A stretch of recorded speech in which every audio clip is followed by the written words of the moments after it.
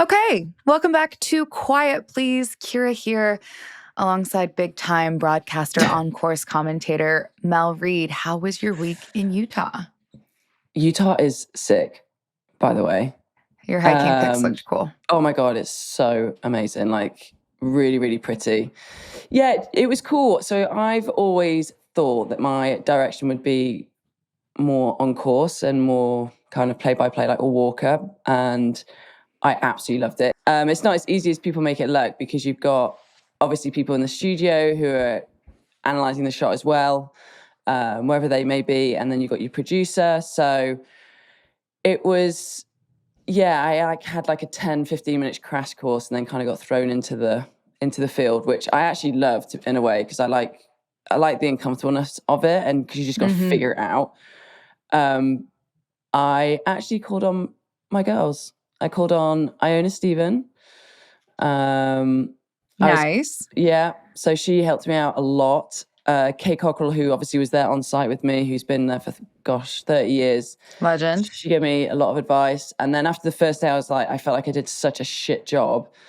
I was so pissed off. I was really upset with myself. Like I ran Colin, was like almost in tears.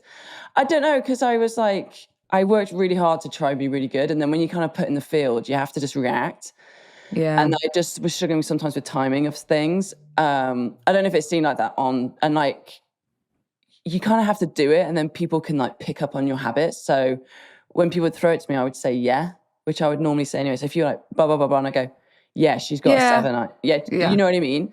Totally. Next conversation. Yeah. So literally, yeah. So, so I actually called Karen Stupples, who was working with me last week, but she was in the studio. And we spoke till like 10:30. So she gave me a lot of really cool guidance and very thankful. And have you ever worked with Abby Johnson, the producer?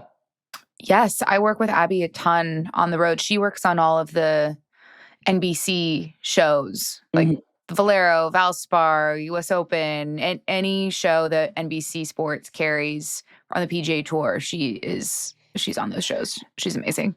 Yeah, so she's very like what's the word? She's very like she doesn't put a silver lining on it. Basically, she's very direct. Very direct. But she's got so much going on that she just doesn't have time. 100%, of course, and she's very quick. Like I've noticed, she's much quicker. Like efficient. Like she's very efficient. I loved every producer, but there's something about Abby that whenever I felt like she pushed me across what I thought I could do, but in a safe place. I don't know. That's great. And whenever she gave me a compliment. I don't know, it just really went a long way with me. She's one of them people that was like, Abby's not giving out exactly. niceties. She's not just doing it to say like, oh, you did great. You know, it was, hey, you did a really good job at this. And so when someone says that, I don't know, it's just I just respect the hell out of that. And so, yeah, I just want to give her some love because she really helped me last week by just really pushing me into really uncomfortable situations and throwing me into that kind of environment that I didn't know I was ready to do in certain aspects. Like walk and talks and like interviews and stuff I've never done. And she just was like, no, you're good. You can do it. Like she was like that. Yeah. And so, yeah, I just got a lot of confidence from her. So I just wanted to give her some love. Also that week, I met a lovely lady, a young lady called Katie, who was a huge fan of the podcast, her and her sister. So we have fans? We have fans. Loads of people stopped me. Yeah, loads of people stopped me. But one in particular was a young woman called Katie. She was from Salt Lake City, so I wanted to give her some love. Her and her sister are big fans. She thinks we're hilarious. So nice. Yeah. So. I kind of forget that people actually listen to you. Yeah, I know, same. I think it's just our little fun thing. Yeah. Oh, that makes me so happy. Yeah, okay. So it was awesome. But so let's go back a little bit. So Hey Ron Yu. Yes. Let's say that one more time. Heyran Yu is now a 3-time winner on the LPGA Tour. She won the inaugural Black Desert Championship, which is what you were working, and you were commentating for the first time on the LPGA or doing any sort of on-course commentary, which is why this was a big deal for you and for her. So let's go into a little bit of how she won, your thoughts on the golf course, what the tournament was like, because this is the first time that it was played. So the tournament itself, I thought Patrick, who owns Black Desert, has really big visions. The place is stunning. Did they host a tour event last year? Yeah, the PGA Tour. Matt McCarty won. Oh, that's right. That's a huge deal that they are committed to both the PGA Tour and the LPGA. Not just that, like they flew the girls private from Chevron. He got like 8 jets. Good for them. Wow, so, that's great. And he puts them up for free on accommodation on site. He basically, and if you need a car, you get like whatever you needed, he accommodated. Like he really upped the level of an LPGA, inaugural LPGA event, to be honest with you, which was just awesome. He did a great job. I actually spent some time with him. He was a great guy.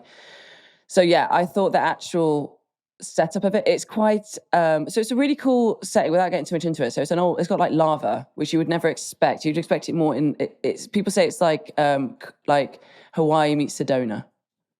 Because it was an old volcano that erupted, I don't know, millions of years ago.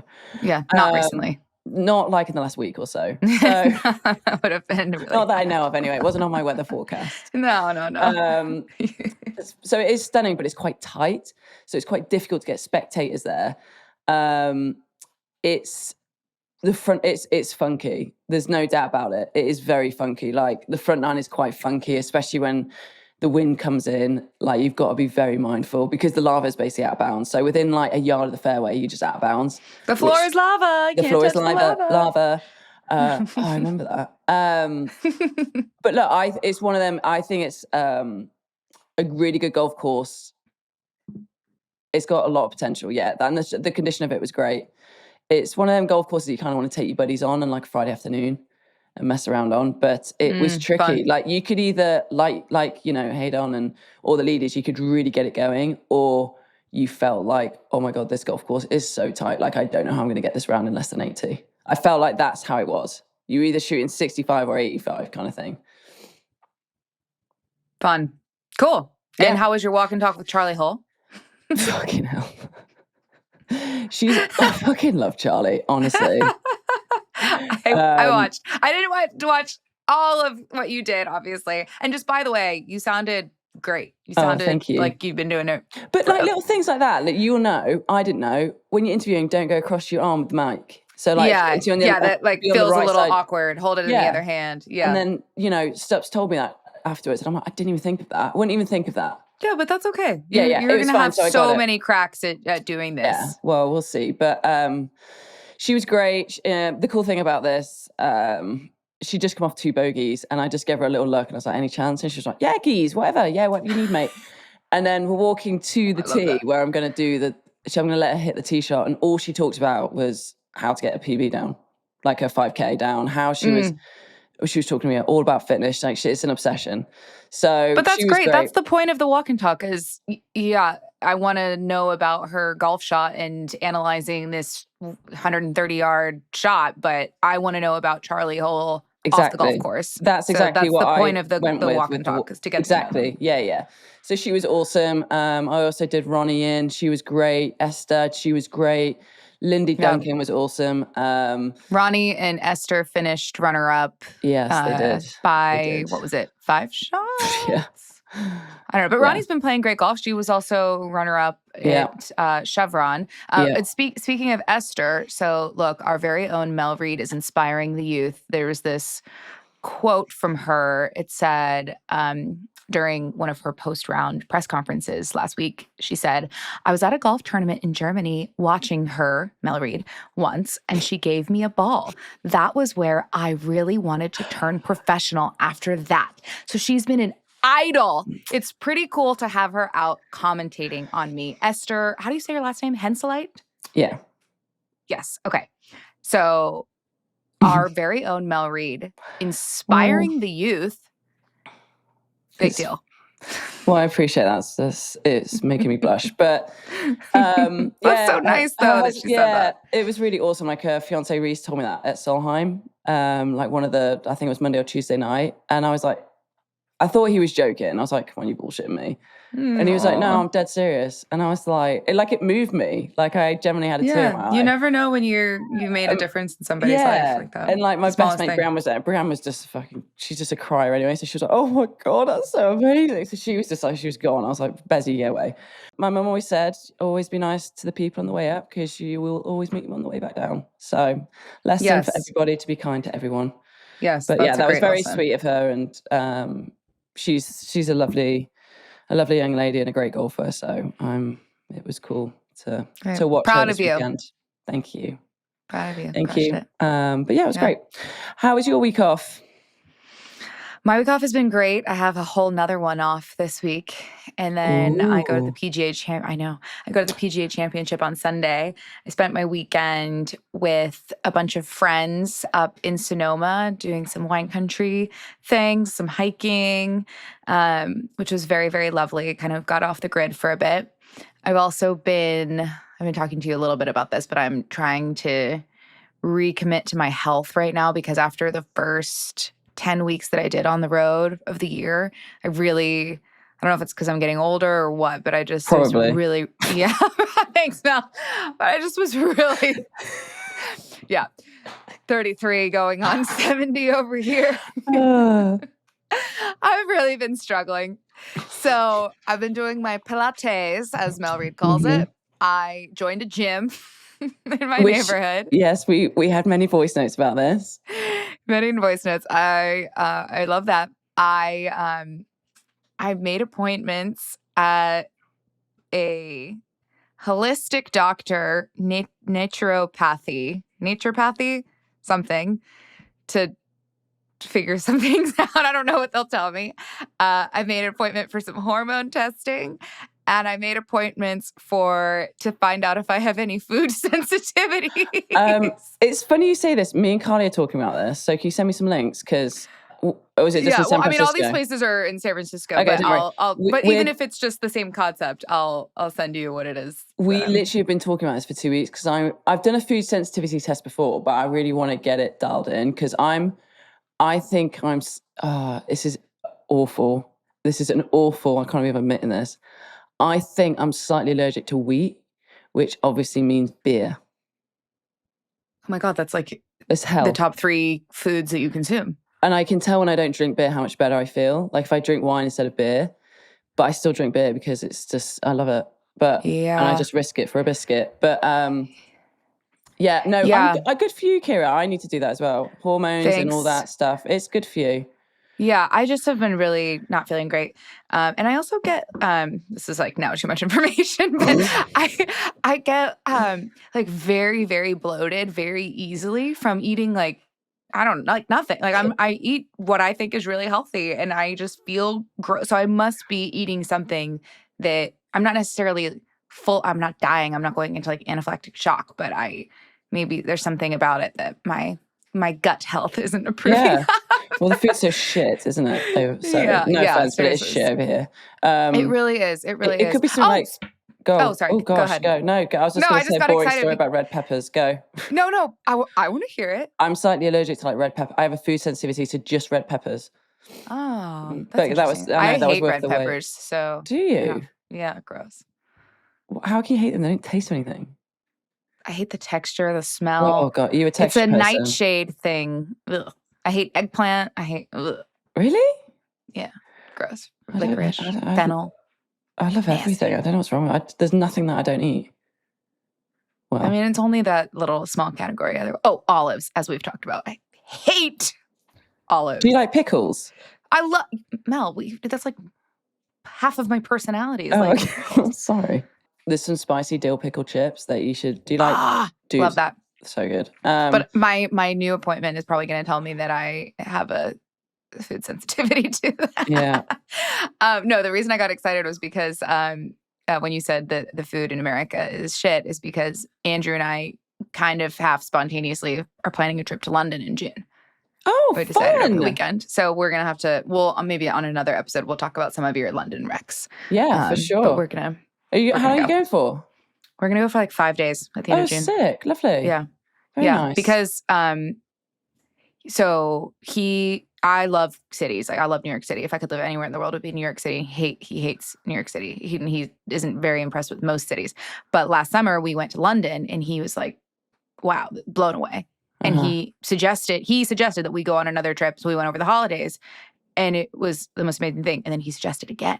Ooh. So I'm really leaning into anytime Andrew says we can go to London, we're going. I'm planning. Okay. So we could probably just we've gone on a bit too much, but we've gone on a bit too much. The pre-interview banter has been just so lovely. I'm sure everyone's dying laughing in their car or wherever they're listening, enjoying this. But we have a very fun guest today. Mm-hmm. Erin Lim Rhodes is joining the show. We have known Erin for a couple of years now, 2 or 3 years now, through golf. She is a host on E! News. She's actually, today, when we're recording, today is the Monday of the Met Gala, and she is currently, I bet you, in this moment in New York City, getting ready for the Met Gala, where she's going to be doing interviews on the red carpet.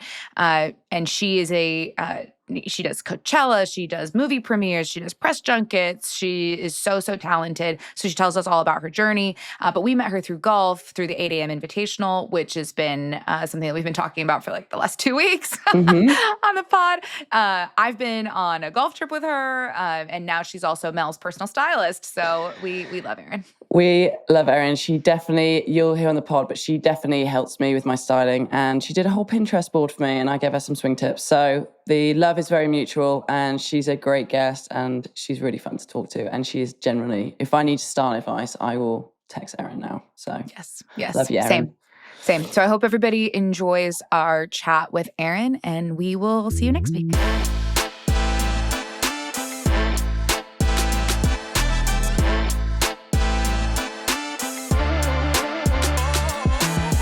Quiet Please is so excited to welcome Erin Lim Rhodes to the show. She's a host and correspondent on E! News. She hosts E's The Rundown, wife, mama, and Mel. I think that something we're most excited about is the fact that she's a golfer. Erin, welcome to the show. Woo-woo! Hi, guys. Thank you for having me. If you are watching the video, I'm so sorry. I'm just like literally like this. It's real life. Strip down. You get the real me today. Love that. Glam is in an hour. So here I am, though. I'm so happy to be with you guys. We're so happy that you're here with us. Where are you right now? I'm in my dressing room at Universal right now in LA. So here's a little preview. My little 4 walls, the view of the mountains and the rain, and the clothes I'll be wearing today. Amazing. Do your clothes get styled for you? Yes, I have a stylist, Roberto. He styles me whenever I do the show, red carpets, everything. Yeah. I need to get me a stylist. Yeah, Roberto feels like such a great name for a stylist. Yeah, it is. Yeah, I've actually got a picture in my head of like what they look like. He's great. He might be in the background soon. Fantastic. Wait, you said you want to get you a stylist? I'll be your stylist. And I'll work please. for free. I need any I'll dress help. you for tour. Well, I'm not touring anymore. I've retired. Which is why now I need a stylist now, because for the podcast. But you're talking about for our podcast tour one day when we do live shows. Yes, please. Like I would love to do that. Like I would love someone to let me do that for free. And like, you're not paying me, so you're not going to feel bad if I mess up. And then I'm not, it would be like a really good, mutually beneficial, fun thing.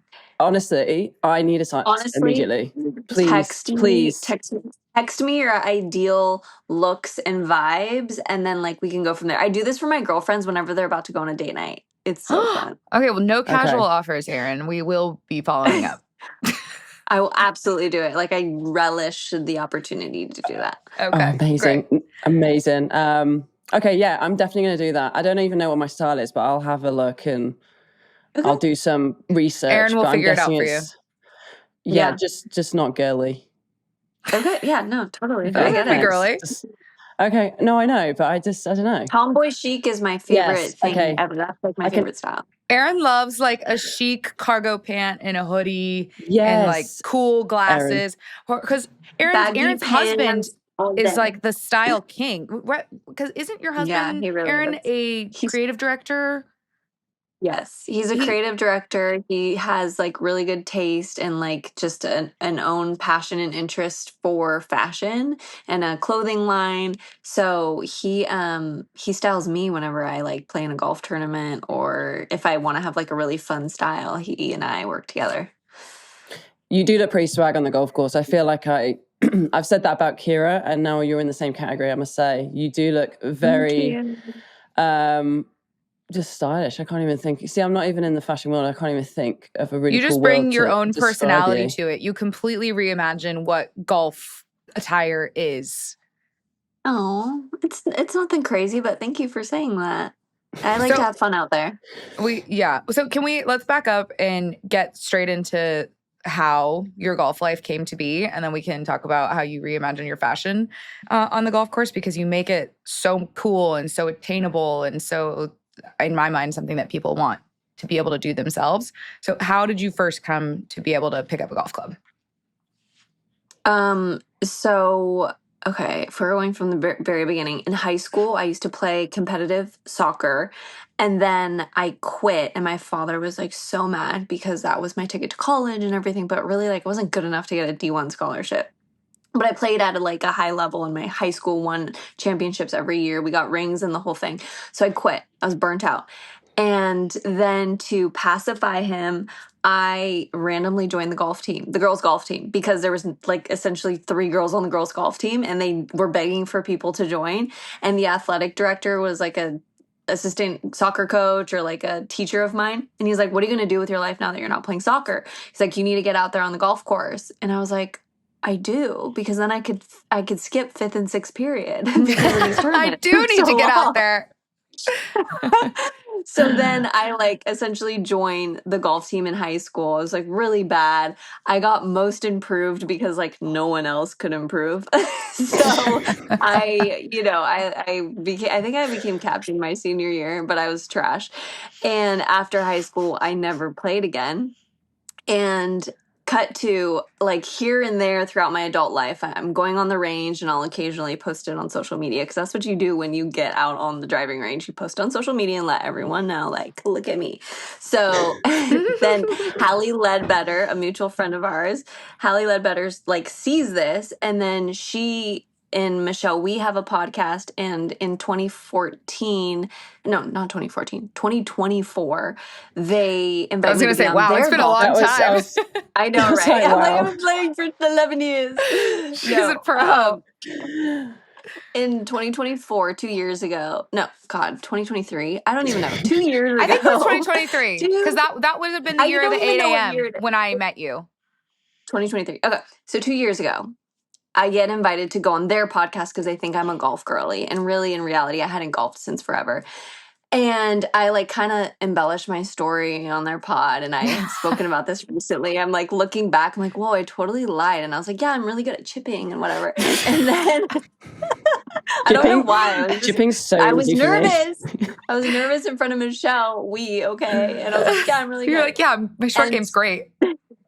So then she invites me to the 8 a.m. tournament that Kira and I play in, which is Justin Timberlake and Jimmy Fallon's tournament. Mel's played in it as well. Yeah, I've played in the OG one. Yeah, Kira's the first year, but then now she's too busy for us.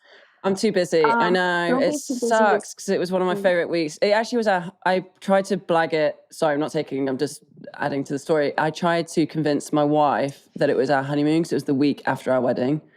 And so I convinced her that we were going, that was now our honeymoon. So that's hilarious. But she had a great time. She's a big fan of Justin Timberlake, so she about wet pants when she met him. Yeah, so that was I got away with it. And then we just had a great time, and with Travis Kelce and Patrick Mahomes, she literally was just constantly. That's a great honeymoon. Yeah, I think that's the best. I mean, you know me, Kira, always thinking about, other people, especially my wife. So never selfish. Yeah. So unselfish, Mel. So generous. Yeah, she loved it. Continue, Anyway, Erin. carry on. Like, Sorry. so you all know how fun that tournament Yes, is. So it's the best. It's the best. When she invited me, I said, absolutely not. There's no way I'm playing in like a celebrity tournament. She's like, Erin, we don't keep score essentially, and we drink a lot of tequila. And I said, okay. And she said, there's also a karaoke night. I said, okay, I'll be there. So I go, and it's literally the most fun weekend I've ever had. And I commit my life to golf after that. Okay. I'm like, wait, this is golf. We could be having drinks and smoking cigars and great music. And there's a basketball hoop at the whatever hole. Yes. And we're like having a damn good time. And it's really not about the golf or getting good shots off. It's just about making friendships and really cool vibes. So I literally was like, I will get good. So next year they'll be like, who the hell is she? And I don't think I got to that level the next year where they're like, who the hell is she? But they're like, wow, you have like a little bit of knowledge of the game now. So that's I think that event is actually so cool as well, because you're right. Nobody actually really cares. Everyone's just having a fun time, aren't they? Like, that's basically what it is at the 8am golf, right? Like, I think they've done an amazing job at that.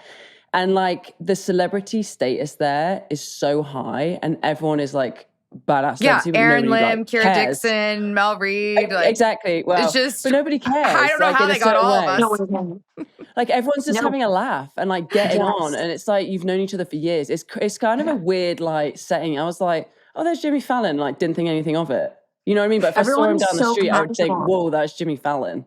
But it was weird. It's a cool vibe. It's so cool. And like the fact that there's no media and no phones, it makes it like such a loose, stripped down environment where it's like not that much. I mean, there's high pressure at the first tee always, but it doesn't feel like the pressure of like a real tournament. Like a real pro-am or something where there's fans. I don't want anyone to look at me. How did you get connected with George Gankas? Because I know afterwards you went hard in Gankas land taking lessons. Yes, I literally just posted a lesson this morning before this. So my local course, my public muni, is the course that George teaches at. And he's like the Westlake guy. And I had just known him throughout the years from casually going to the course. I like took a lesson from him like many years ago when his prices were maybe in the double digits. And, they're not that anymore. So whatever it takes. Whatever it takes. And now that I'm so into it, like I took lessons from other people and I was like, man, there's just something to this kooky guy, George. He's got this swing method that's really unconventional, and his teaching just for some reason clicks and makes sense to me. I'm very like, there are a lot of people who are like, just do this feeling. And I'm like, no, I want to know the scientific thing behind it. Or I need to know like why my body needs to move this way. And like, if we're talking about percentages here, where should my weight be if you had to like break it down? Like, I can't just be like, do this feeling. I need to like know the breakdown of it. And he speaks to my brain that way. So, I just see him all the time, and now like that's my go-to guy, and I immediately saw a difference like when I was doing casual lessons here and there, and then when I started going with him, I was like, oh, I'm seeing the improvement, things are making sense, and now I understand it a little more. He's also not like the typical golf teaching pro, is he? Like, just his vibe, like what he dresses like the way he communicates, the way he talks. Barefoot. Sometimes he's barefoot and he's just so like chill. And the fact that it's at my local muni and he has like, the beat up mats and it's not perfect condition. It just doesn't have that stuffy, snobby feel to it. Yeah, it's approachable. And I like that. It's really approachable to me, and the casualness of it all. And I don't know, I'm just like a muni girl for life. Even though I have a country club membership, I just don't. I love that you show up in like a sports bra or crop top or cutoffs, and like, you're just you. And it's how amazing is it to be able to learn something that's really, really hard in an environment that you're actually comfortable in. Totally. I mean, don't get me wrong. I love a skirt that twirls, and I love a cute dress and an occasional polo. But I want to maintain my style and not feel like so boxy. Mm-hmm. So Mel has been looking at your swing videos. We've prepared this for you. Oh my gosh, please. Make some notes.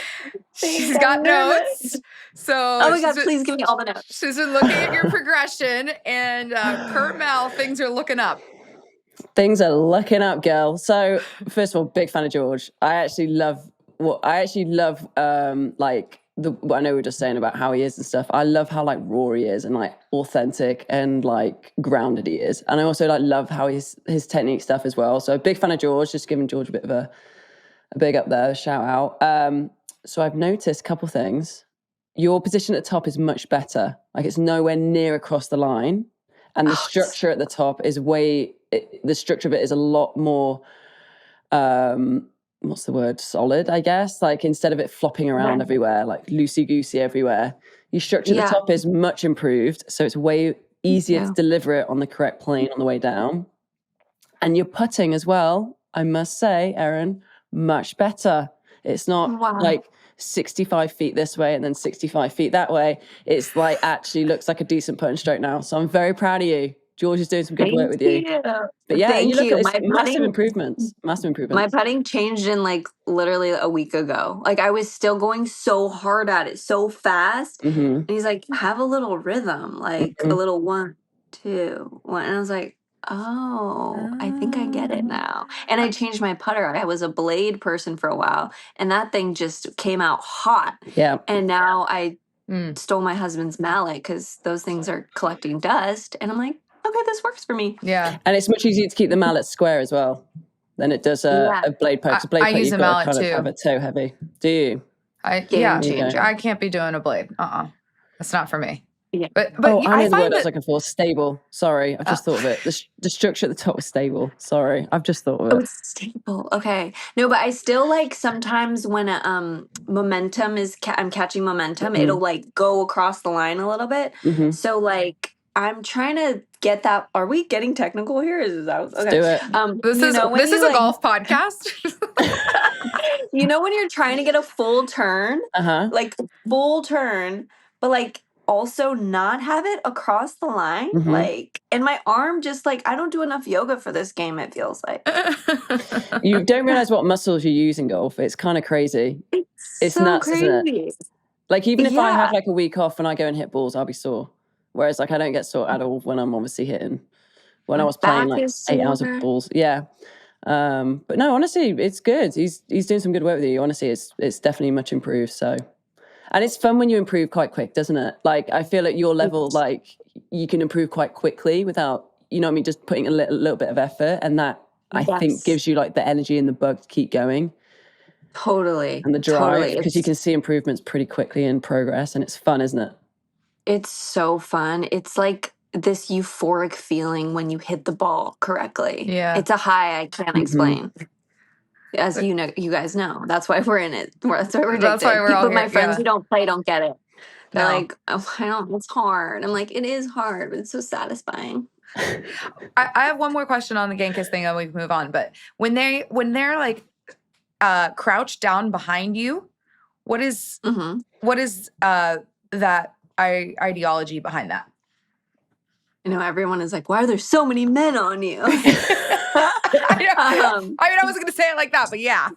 Who are these people? And a lot of rods. Like, there's alignment sticks everywhere as well. The alignment sticks, all of the equipment. I think I had like a stretchy exercise band around me last week.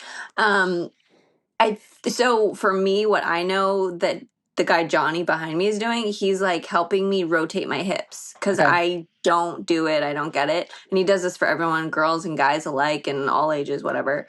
And so, yeah, it's like helping us like rotate our hips, or sometimes, I mean, he does so many things back there where it's like rotating the hips or like helping get my pressure, like if it needs to be forward or back, like sometimes that's what he's doing. And then the other guy, Leo, who's usually like in the front, it's like I have a head dropping problem or lifting problem. So he's always like putting some type of device there to like help me from doing that.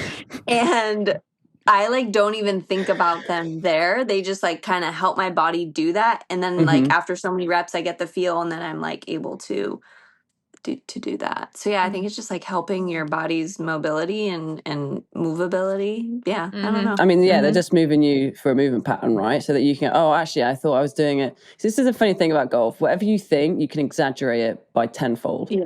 You know what I mean? Yeah. And so once they do it, you're like, whoa, that's a lot. And then when you actually do it and they video it, it's moved about a quarter of an inch. It's crazy. Yeah. Yeah. And I just had a Celsius and I'm starting to feel heart palpitations. The Celsius just hit. She's getting hype. Hype on the I know, like hype's talking about golf. Should we go right now? Let's go, girls. I'm ready. Gankas, let's go. Let's go. Yeah, like I'm a very aware person when something is making me feel uncomfortable, someone's too close, or if I ever feel like my personal space is invaded, I'm very like, whoa, back off. But I don't even notice it, realize it. I'm not bothered by it. And those guys are just like the sweetest, like most subdued dudes who don't even look at you in any type of way. So I feel very comfortable with all of it. Have you hit them yet? I saw this morning that you almost. He just shaved his knee. I think he shaved his kneecap off a little bit. Literally, Johnny, I think he's taken a backswing from me. I think he's taken like an over-rotating thing on the He needs like a football helmet. I feel like they should have knee pads and a football helmet on. If they're going to do that, if you're trusting amateur golfers. The bravery. I literally say to them all the time, I'm like, I don't trust myself. You should not be doing what you're doing. Yeah, if I don't trust myself, you shouldn't be trusting me. Yeah, I was like, let me just let the record state that I warned you. Oh, that's so funny. That's amazing. So let's go back. So did you meet Michelle from Hallie? We essentially met through Instagram. I think like maybe Hallie Michelle said she was a fan of the show, of my show, The Rundown. And then we started following each other. And then she was like, I love that you are like kind of interested in golf and are out there occasionally. And then we just like, started chatting through DM. And she knew a friend of mine who also went to Stanford. And then, then from the pod onward, we just like hit it off. Mm-hmm. Yeah, she's pretty easy to hit it off with. She's big about, as soon as you show any sort of interest in the game, she'll immediately wrap her arms around you. Like, come with me, come to all these fun things. Like, let's get you in this. Yeah. She, I think, reached out directly to the 8 a.m. people and was like, we have to have Erin. Yeah, which was like so awesome and like really sweet to like let me into that sorority fraternity of people, because it does feel pretty exclusive, which I'm like so grateful to be on the list to be there. And I have to say, the women who have welcomed me with open arms when I started showing interest, Kira, Hallie, Michelle, like you guys set me up. Like I don't know, like getting me to go to Callaway to get a proper fitting, to introducing me to brands that have great stuff, to just like a really fun girls golf trip that I now need to do every year. So we went to Bandon together, Mel. Did you know that? Oh, fuck off. I want to go to Bandon. Yeah. Can you come with us next time? We need an annual girls trip to Bandon. Oh, but okay, wait, I have to tell you about this though, this. Mel. This was Erin. This is what showed you how obsessed Erin has become with golf. She was like in between an event and going to the Met Gala. An event. She had a major back injury and it poured rain the entire time that we were at Bandon Dunes. And Erin showed up with a smile on her face, dragging all of her shit for the Met Gala. Yes, Erin. And we had so much fun. It was like one of those things where like also like a bunch of other stuff was going wrong. Like whatever could go wrong did go wrong. And we had the time of our lives dragging our golf clubs through the rain. Okay. It was amazing. Girls. No more fucking going on golf trips without me, okay? I've got my stylist now. I'm going to look fucking sexy and swag, and I'm coming, okay? I'm going to come on this fucking golf trip because I really want to go on one. And I was talking to Carly about it the other day. I was like, I really want to go on like a girls' golf trip because I've been on boys' ones. Oh, no. They do not even compare. They do Really? not even compare. We have so much fun. If we want to take a hole off, we take a hole off. If we want to quit mid-round, we do. At least I do. Oh, yes. Okay. She did take like 9 holes off at some point because her back was literally screaming, and the abandoned guy and I was like, drove her out to us, and she's like coming up like the queen. Dropped off in the middle of abandoned trails. So epic. Oh, that's amazing. No, I'm up for this, girls. 100%. This is the kind of retirement life I want. You know, skipping a few holes, a few more cocktails than playing golf, but still having. And okay, I'm in. All right, next time, don't you dare even think about organizing one without involving me. Erin, I can't believe you did that. I've completely. I honestly it was amazing. Cannot believe I did that. I cannot believe I did that. But okay, one thing I will say, so I've been on a couple of these golf trips or gone to these golf destinations. Why are they so goddamn hard to get to? Well, Bandon's really hard. Bandon's 2 lanes and 4-hour drives and running through the mud to get there. Like, I want to go to a resort where it's like 1 plane to get there, 1 20-minute car ride from the airport, and then it's just like luxury, beautiful course. Where is that? Have you been to Pinehurst? Oh. Yeah. No. Oh my gosh. Just said that. Yeah, let's do a girls' trip to Pinehurst. Let's manifest a girls' trip to Pinehurst. At Pinehurst, if you're listening. Sounds so official, though. Will they let me in? Do they have to check my handicap? No, they're so chill. They let my wife on, and she's like, she doesn't let her on Pinehurst number 2, which is like where they play like the US Open and Women's US Open. And Carly got on. But it's a public course. I mean, it's a resort course. It's not. You can get on. Anybody. Cool. And like. Yeah. We'll do this. You don't need a handicap. Yeah. And there's a really cool little par 3 there. What's it called again? It's called the Cradle. It's really cool. The Cradle is so fun. It's so fun. To play. It's a very relaxed. Anyone can go. Yeah. Well, okay, great. That sounds my speed. We'll connect more about this offline. Okay. Yes. Last thing about the golf, and then we need to get into like your actual life. Not that golf is not your actual life, but so you have a baby named Sailor, who is the cutest child on one of the cutest children on Instagram. Sorry, Mel, I can't say that Erin's is the cutest on Instagram. Like, baby cries, also adorable on Instagram. But you've been super open about how golf was really helpful to you after having given birth to Sailor. Why was it such an important thing for you after becoming a mom? So I dealt with postpartum depression after having Say, and I just felt this weird, loss of identity and a real struggle of figuring out the balancing act. And there's never any real balance, but I just was having major blues. And that year, the first year that I went to that 8 a.m. tournament, at the top of the year, my husband said, "What is your hobby?" He challenged me to get a hobby. And I was like, "Oh yeah, I used to play soccer and surf back in the day." He's like, "Okay, back in the day, what do you do today as a hobby?" And I was like, "I go to yoga, hang out with my friends." He's like, "Cool, that is something you need to keep up your basic health. What do you do for fun?" I was like, "God, I don't know. Watch Real Housewives." And so then he's like, "Please get a hobby." So I'm like, "Okay, I'm going to get a hobby." And I dragged my feet for 4 months. I get invited to go to that tournament. I'm like, I think my hobby's being forced upon me right now.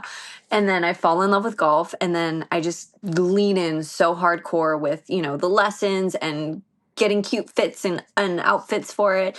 And just like my whole algorithm has changed. And then I stopped giving a frick about everything else that was riddling me with anxiety.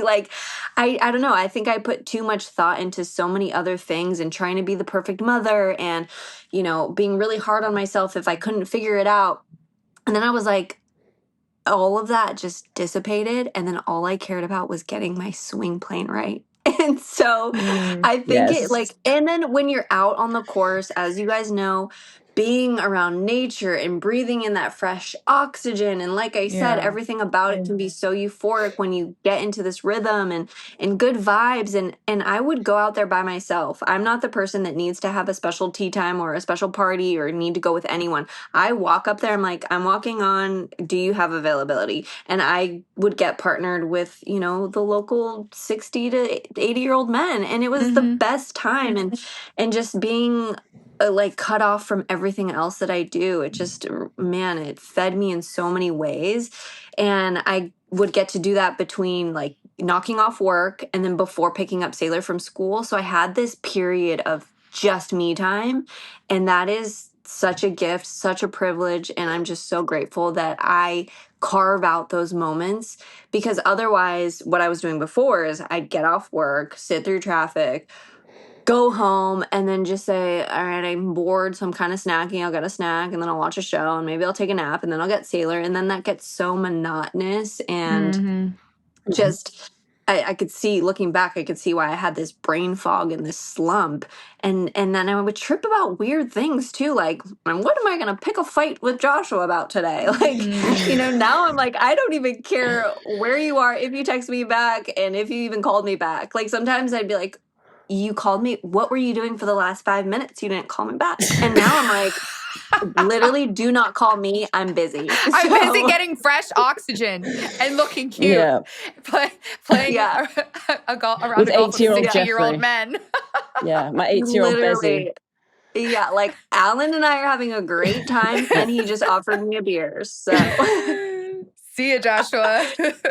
Yeah. But that's so real, and it just speaks to the power of, how great this game is. Yeah, it's, I mean, man, like between golf and therapy, I couldn't be more mentally sound right now. That's awesome. Do you walk then? Do you walk or do you get a cart? Or does it just depend? I recently started walking because of back pain and everything. And such a good exercise now. I love walking. And then sometimes when I bring like a full lunch and drinks, I need a cart. Yeah, fair. Yeah. That's fair. Priorities. Yeah. But I really want one of those smart carts now that like walks on its own. I'm fully entering my automated electric carts. Yes. Where it's got like a little control on it. I have one. Yes, I need it. And you do? I have one, and her name is Susan. And oh my Mel is like shaking her mortified. Head. She's so ashamed of me. Kira I love it. Shocks me every day. And it's shiny and white. And is it worth it? Yes. And my husband got it for me for Christmas a couple years ago. She's so cute. Susan gets a little lazy sometimes. She's a little lazy, Susan, every once in a while. Hilarious. But when I see them on the course, I die laughing because they're just so funny to look at. No, stop. She's so disappointed. Wait, Mel, what is your beef with them? Because I don't want to show up looking like a crazy person. I just think like what is from a golfer pro's perspective? Yeah, they do. I just would never like one of my buddies has one that I play golf with. I won't name him because I don't want to embarrass him, but like it looks stupid. It's my dad. It's moving around and it's like I like this, don't care like what I look jaggy. like on the golf course. So no, and I feel bad saying it, Kira, because I love you to death, but like it's just I would never be seen dead with something like that. I won't bring it for our golf trip. There's a new one. A new one. There's a new sexy one on the horizon, and it is supposed to be like the Apple of these golf cart things. And it has like a little touchpad and like GPS, and will tell you your yardage. And it's thin, and I am about to drop a mortgage payment on it. But you might as well get a golf buggy. What's a golf buddy? Like a caddy? Buggy. No, she means a golf cart. She means a golf cart. Yeah. Like an actual one with like a driving one. We call it but a buggy. the English call it a buggy. We call it a buggy. A buggy, that's so much cuter. Isn't it cute? Like, hey, do you want to get a buggy today? Oh, that's cute. Yeah. We'll use it on the golf trip. Maybe that could be the girls' golf trip name. Buggies. There we go. The buggies. A buggy. Oh, the buggies. Okay, great. Kira, send me a pic of yours. I really want to see what yours looks like. Okay. Moving on. Okay, moving on. All right. So, Erin, outside of your budding golf career, you have an actual job. I want this to be my job. I know. As a host, correspondent for E! News, you have your own show, E's The Rundown, right? That's what it's called? E's? Yes. E? Apostrophe S. The Rundown. The Rundown. Okay, so take us back to the very beginning of becoming what you are today. We've talked a little bit about this and how you had to go to Asia to really establish yourself. And I think that your story is incredible. And it also goes to show that no one's path in this business is linear. So I would love it if you could tell the people. Yeah, you want the beginning. The beginning. Yeah, I love the beginning. Mm-hmm. Okay. Because the current is really easy to look at you on Instagram and be like, wow, look how cute. Sure. But no one knows what it actually took to do this. It's funny because it's like my story is unconventional already from a broadcast standpoint, but the way that people become hosts these days, like it's even more unconventional. But anyway, I went to broadcast journalism school. I studied that at Chapman University, and I always knew I wanted to be a host and a broadcaster.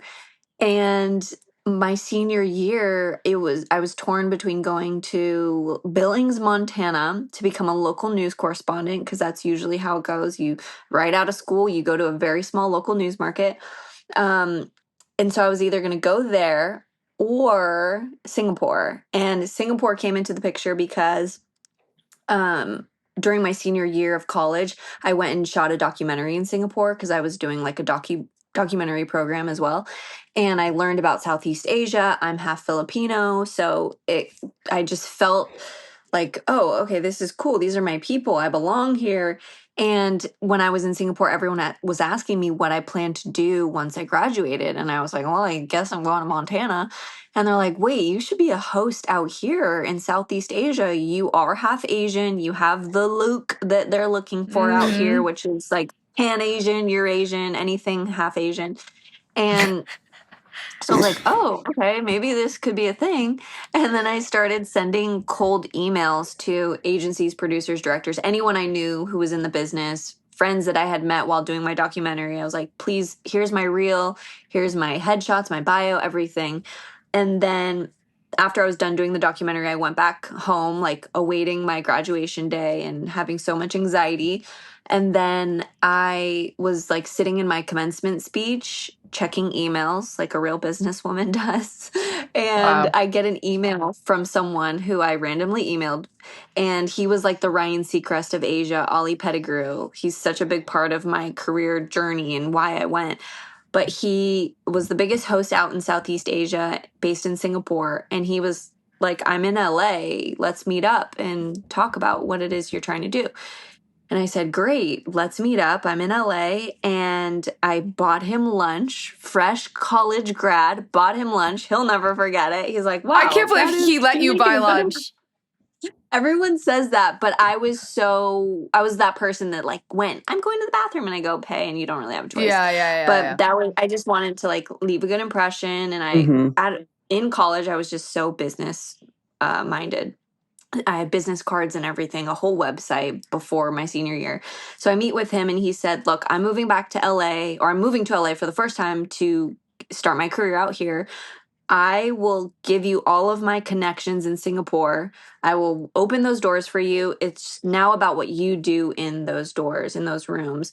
And he's like, I could see that you're driven, you're hungry, you're talented. So I think you should just give yourself 3 months to make it or break it. And I was like, okay, done. Let's do it. Saved all my graduation money, and I told my parents I'm moving. They were like, what? Are you kidding me? And over the summer, I took a business trip, and my parents went with me to make sure it was like a realistic thing and if it was safe. My dad is from the Philippines, which is the most one of the most dangerous places it can be. And so he was like, well, I've never been to Singapore. And then we go, and it's Disneyland of Asia. It's so safe. Yeah. It's so clean. It's so future. Yeah, it is. Expensive, though. Very expensive. But if you live like a local and eat like local food, you can really you can live on a budget. And I did. Like I was buying $7 meals or less. And so yeah, I took this business trip. My parents were there, and I took meetings, and everyone said, great, we could see ourselves working with you. They have all of the networks that we have out in the US, like Discovery and TLC and E and Food and Fox and everything, NBC Asia. So they said, cool, like we could work with you. When are you going to move here? And I was like, well, you're going to give me the job, and then I'm going to move here. And then they're like, that's not how it works. So I just moved there, and I did what Ollie said, which was give yourself the 3 months. If you don't make a single dime, if it doesn't work out for you, just move back. Like you're young and hungry, and just do it. So I did it. And the 3 months like turned into 2 years. I worked on a myriad of different projects, worked with tons of different networks, and had such an awesome experience. And then eAsia fell into my lap while I was there. And I remember watching eAsia before I even left for Singapore. And I said to myself, I could see myself doing this. And then a producer randomly found my reel from a different show that I had done. He saw my website. He Googled Erin Lim. All of my information popped up. And he said, I see that you're trained in broadcast journalism. We're looking for a new host and correspondent. I said, that's exactly what I want to do. And then I worked as a producer and a host out in eAsia. And then as I was in eAsia, I took a trip home just randomly back to LA to visit my family, but I emailed the team that was based in LA because there's an international team out in America. And so I emailed them saying, I'm visiting my family. Can I come to the E headquarters? And they said, yeah, come on in. Actually, let's shoot an eAsia special direct from Hollywood.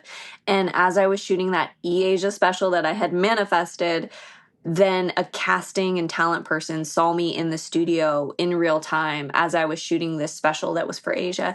And she was like, who is that person? And then she tracked me down, sent me an email and said, hey, Erin, let's hop on a call. We're looking for a new host and correspondent in LA. Are you interested? And I said, yes. I moved all the way to Asia to essentially do this one day. Yeah. And it was all this amazing, God timing and all this stuff.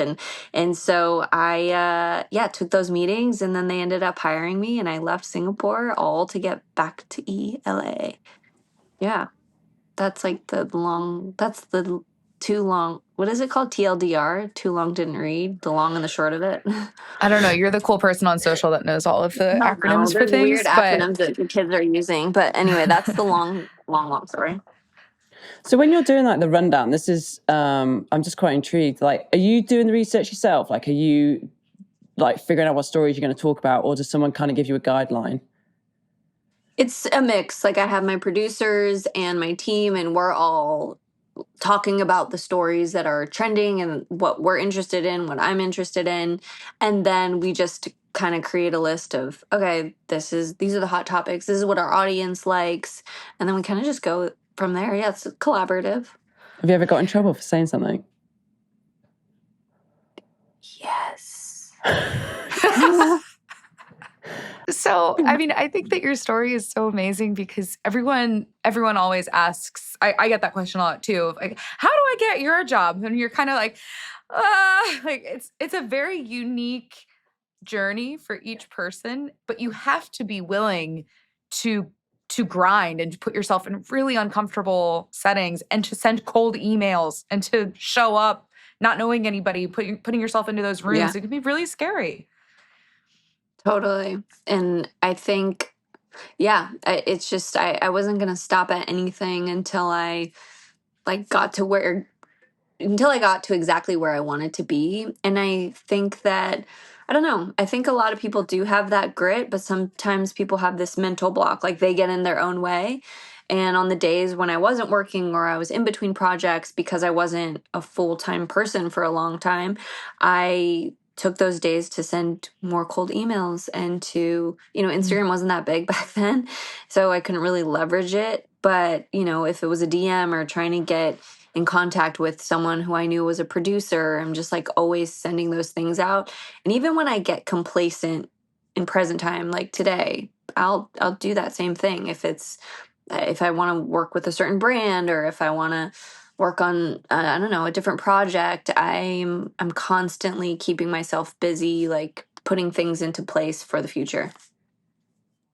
So what does a typical day, day in the life of Erin look like? And how do you balance that, being a mother as well? I always love asking these questions because I find it quite, obviously challenging, and it's constantly evolving, isn't it? In different kind of, I have a 15-month-old, and so it's just, each month I feel is different. But I'm just very, I just want to know basically what you do on a day-to-day basis and how you manage to, because I feel balance is it's not the right word because it's never really, but people think balance is 50-50. It never is it? No, so I just wanted to kind of grasp that and how you handle that basically.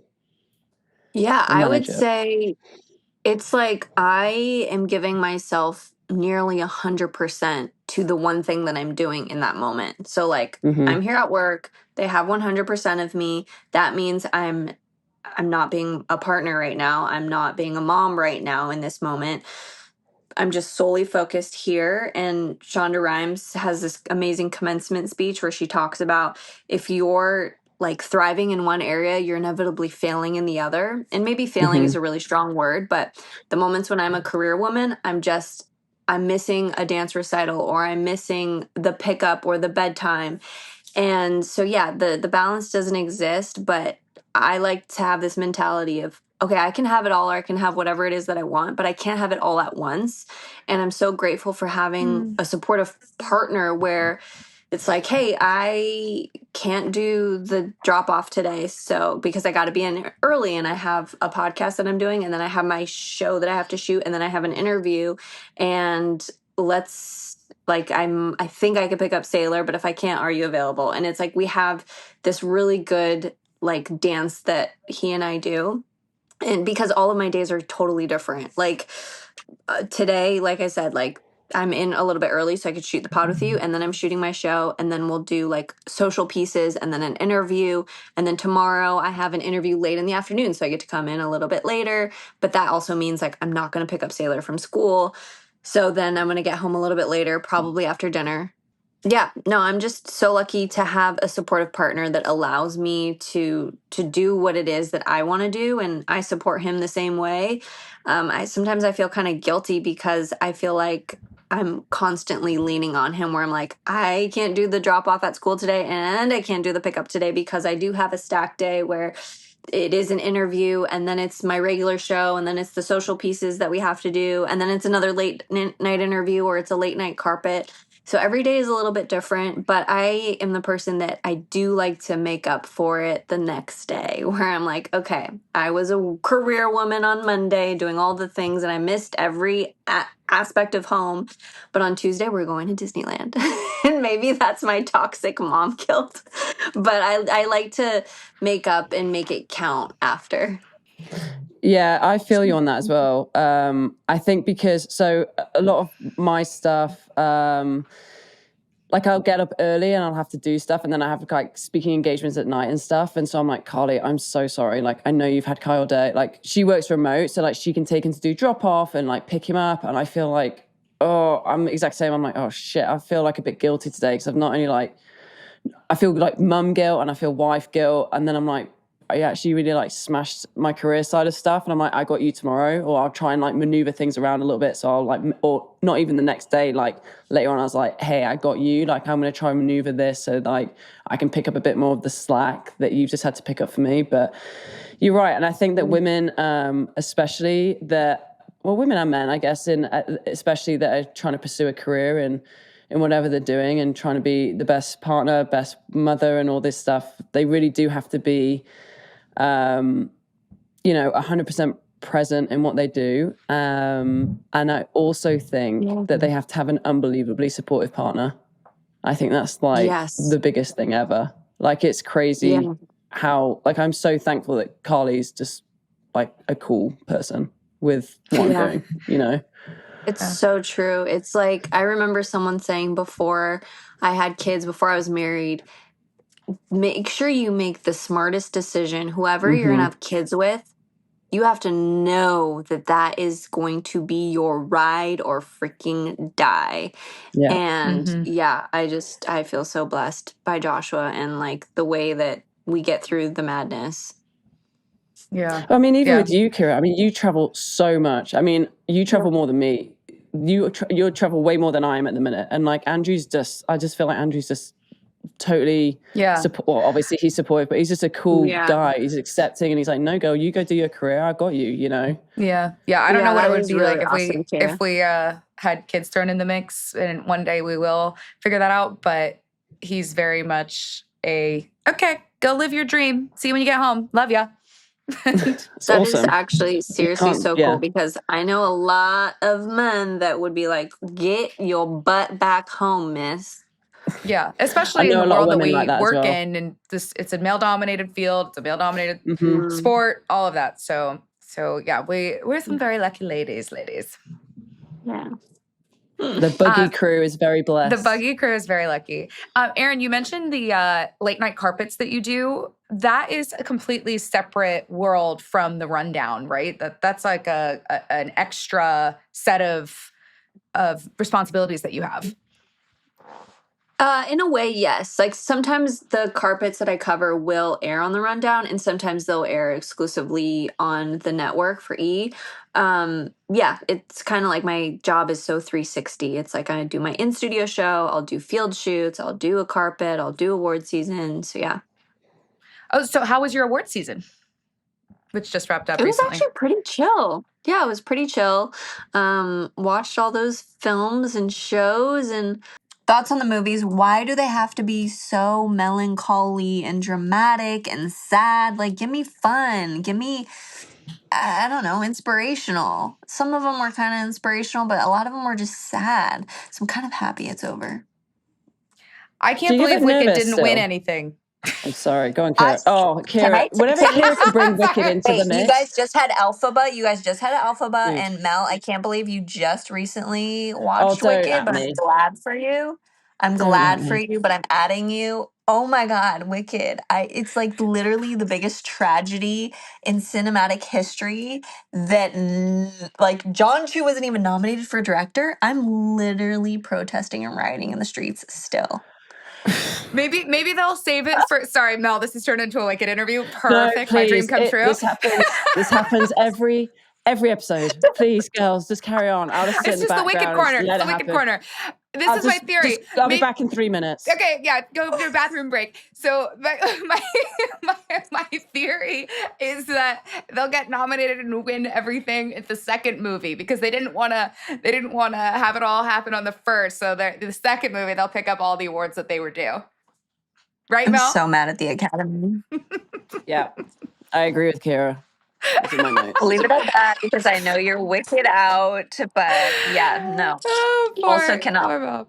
Okay, Erin. Okay, we have a few good topic questions for you, and then we'll let you go because I know that you've got Roberto coming to style you. But yes, give us your best, like, favorite red carpet moment, and then your most awkward red carpet moment.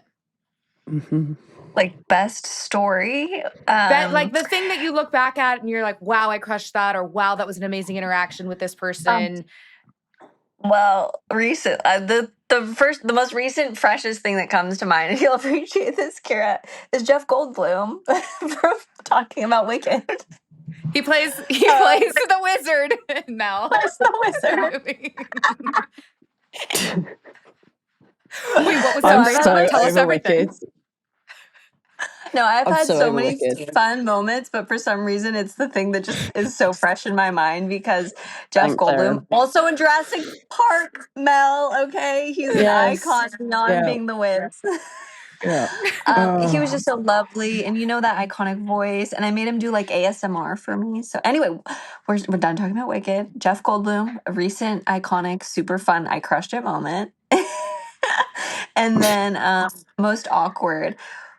Ooh, I probably can't say names, but I do remember there is a very famous, like, teeny bopper actor from a very popular teen show. Okay, think of all of the popular, like, streaming teen shows. And he has a very public, high-profile relationship with a huge singer. And everyone on the carpet was asking him about, what is your favorite song of your girlfriend's? Or no, they weren't asking him that. They were just asking him about his relationship. And I wasn't going to go super salacious or sleazy. I just said, what is your favorite song of X? And he told me, and he's like, oh, it's da-da-da. And then right after, his publicist comes and, like, eviscerates me and is like, what are you asking about? And I'm like, because literally everyone on this carpet did. She's like, can't hear that footage. She, like, yells at me in front of my peers, in front of these celebrities, in front of everyone. And I'm like, ma'am, I'm gonna need you to get out of my face. I wish I said that. I didn't. I didn't have the balls to, but I was just like, I just left speechless. I'm like, why was she freaking out at you when everyone was asking that? I don't think she heard everyone else asking that. And for some reason, she heard me asking that. And then she was like, you can't air that footage. And they won that battle because in the publicist world, publicists don't just rep that one client. They rep other clients that we also want to have good relationships with. And so it's like, well, if I ever want to interview another huge person again from the same publicist, I have to like honor their request. I have a lot of awkward publicist moments. I was, oh my God, to bring it back to Wicked. I was at the Wicked premiere. It's not just me, Mel. I'm sorry. I don't know what to tell you. I don't know what to tell you, Mel. I'm it's so something sorry. wrong with me. It's because I don't have I think it's the same affection. It might be a you thing. It's a you thing, but that's okay. We still love you. No, but Or I you was still at love the us. Wicked premiere. I mean, if we talk about fucking Wicked on this girls' trip, I'm leaving. I'm flying. I'm literally leaving.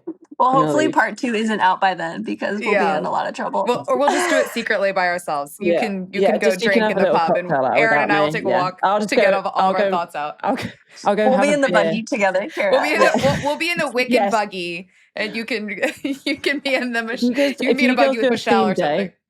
If you do a themed Wicked day, I'm gonna lose my mind. No, we're not just going to invite MK with us. But you know what? That is actually a great idea, Mel. Maybe we should. I hadn't even thought of that. Yeah, and let's invite MK. Let's do it. Why not? Oh, now she's leaning in. Okay. She secretly loves it. She's just not. Just doesn't want to give in. Just carry on. Okay, sorry. Go, Erin. Yeah. Oh, no. I was just going to say, like, something really awkward happened at that premiere where I was like on a creator cam live stream and I was like, Ariana, like, show us your toss. It's a moment in the movie. And then a publicist or like a person from high up didn't know that I was supposed to be roving the carpet. And she says during this live stream, she's like, can we never do that again? And you just hear her saying, and then everyone is like, whoa. And Erin got yelled out on the carpet on a live. And I was like, thank you. That moment now lives in me the way the internet works. It must mean that you're doing something right. You're getting noticed by these publicists every time. So you're obviously sticking out like a sore thumb in a great way. Exactly. So exactly. Last thing. Go ahead, Mel. Well, no, because mine's not really a question. So I was asking Carly, my wife, this the other day because she's in social media.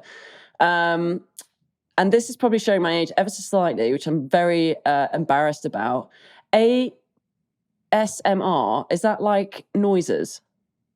Yeah, it's like when you don't hear anyone really, it's like really quiet and you'll hear like someone drinking gulps of water. Yes, okay. Or they're like clicking their fingers on something that makes it's really tinny that makes a good and like the whisper. Sound. It's like we're doing a podcast. And we're gonna it's like ear porn. Okay, guys, Wicked is over. Let's move on. That's so rude. I'll never let it go. That's ASMR. I'm always defying gravity. Okay, that's enough. No one will bring me down. Okay, what's your last question, Kira? Okay, last thing. Erin, I texted you about this. We do this segment called the Shush of the Week. We don't always do this segment, but when we do, it's always very fun because we like to shush things. You can shush anything you want, anyone you want, serious, not serious, food, pop culture. Wicked. Whatever it is. Shushing, I'm joking. I know what Mel is shushing, but Erin, what is your shush of the week? My shush of the week is country club. What's it called? Country club attire / requirements or rules. What is it? What is it called? Dress code. Rules? Dress code. Dress code. Okay. Country club dress code. Why can't I just go out in jeans or jorts? I know. I want to wear jorts and I want to wear a tank top. I want to wear jorts and a tank top and I want to let my belly show and I want to I don't know. I want to defy gravity. Dress code. No. Okay. Erin, it's been an absolute pleasure. We really appreciate you being on. You've been great. Thank you so much. I'm not going to let Kira recommend any more guests now until at least I get one of mine in. Because this is getting ridiculous. One of your non-Wickeders? Good luck. Fucking hell. To be fair, I did not book this guest we didn't even talk about that. With that in mind. I didn't think that this would be such a theme today. It's always that's a a theme. great shush. That's a great shush of the week, Erin. Thank a great you. Shush. Well done, Erin. Erin, amazing. Thank you guys. Thank you for having me. This was so fun. I love what you guys are doing. And I can't wait for our trip. And I'm so serious about it. Buggies on the are green. we serious about this styling as well? Because I will message you in about 10 minutes. Yes. Okay, yeah. Seriously, Okay. I'm so serious. Okay. Thank you. Thank you. All right. Thanks, All right, Erin. well, watch out for my new style, Golf everyone. is super lucky to have you. We love you out doing your Agreed. thing I love and that. being amazing, and you make golf so fun and cool for so many other people. And I'm sure that a lot of people have picked it up because of you. So keep doing your thing, girl. Well said, Kira. Y'all are doing it. Thank you for having me. It's such an honor. Thanks, Erin. Anytime. Bye. Tell Roberto we said Bye. hi. Oh, yes. Say hi to outside. Roberto. He's like, let me in, please. Yes. Everyone's like, All right. Bye, girl. bye. Bye. Bye.